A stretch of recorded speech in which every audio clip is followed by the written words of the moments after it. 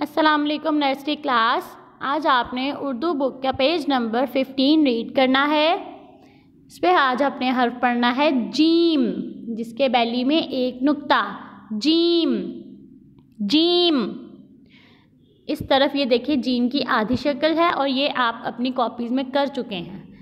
Gym जहाज, gym जग, gym जाल, gym जहाज, जीम जग, जीम जाल, जीम जहाज, जीम जग, जीम जाल।